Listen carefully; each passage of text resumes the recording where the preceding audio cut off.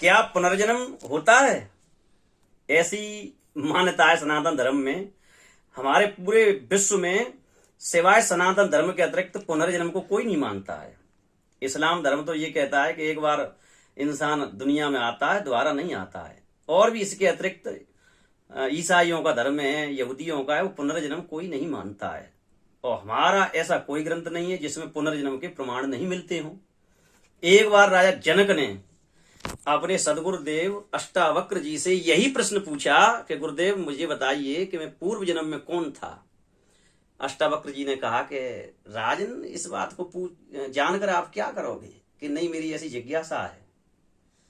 तो वो इसलिए नहीं बताना चाहते थे क्योंकि राजा जनक की जो रानी सुनैना थी, जो सीता जी की मां थी, वो राजा जनक की पूर्व जन्म की मां थी और इस बात को बताना नहीं चाहते थे। यानी व्यक्ति की जो याददाश्त स्मृति खो जाती है, वो क्यों खोती है? नहीं तो हर व्यक्ति को अपने पूर्व जन्म का स्मरण बना रहे। प्रकृति ने ऐसा नियम कर दिया है, यदि पूर्व जन्म का हर व्यक्ति को ध्यान बना रहेगा तो इस जन्म में व्यवहार बिगड़ जाएगा। अब राजा जनक की हट के आगे और अष्टावक्र जी विवश हो गए।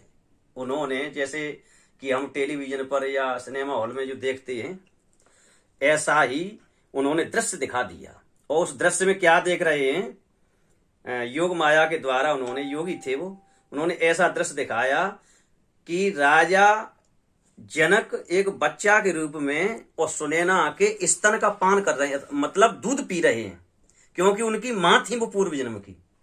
जब ऐसा दृश्य उन्होंने देखा तो उन्होंने कहा, गुरुदेव ये क्या?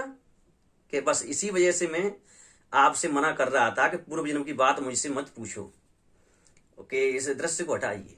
तो दृश्य अष्टावक्र जी ने अदृश्य कर दिया, हट गया दृश्य। तब उन्होंने बताया कि मैं इसलिए नहीं बताना चाहता था कि तुम्हें रानी के प्रति मातृभाव पैदा होगा तुम्हारे अंदर, फिर तुम पत्नी भाव में नहीं देखोगे।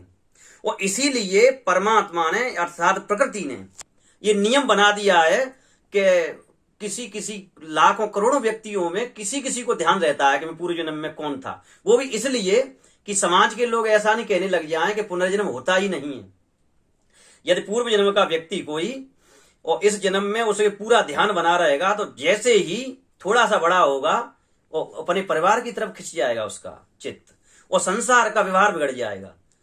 आगे जैसे आपकी जो रानी है वो पूर्व जन्म में आपकी मां थी, इसी तरह से कोई बहन भाई हो, अगर वो पति पत्नी इस जन्म में बन गए तो पति पत्नी का भाव नहीं आएगा उनके अंदर। फिर अर्थात पति पत्नी पहले के हों और फिर इस जन्म में बहन भाई बन गए हों तो उसी भाव को देखेंगे।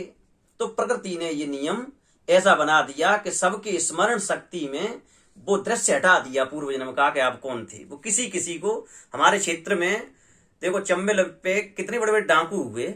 एक लायक नाम के डाकू हुए जो एक नदी के किनारे जिनकी मृत्यु हुई गोली से, पुलिस की गोली से, और वो आज भी उनका नाम, जो पूर्व जन्म उनके भाई हैं, उन्होंने मुझे बताया एक दिन, मैंने पूछा कि आप तो आपके भाई हैं, उन्होंने जन्म लिया है ब्राह्मण में, पहले वो क्षत्रिय थे अब ब्राह्मण बन गए हैं, और उन्होंने भागवत से पीएचडी की है, एमए पीएचडी, और वो गिरिराज जी की परिक्रमा में किसी आश्रम में रहते हैं। डॉक्टर सोमदत्त, ऐसा सोमनाथ कुछ ऐसा ही उनका नाम है, या शिव कुमार, डॉक्टर शिव कुमार शर्मा नाम से प्रसिद्ध हैं वो।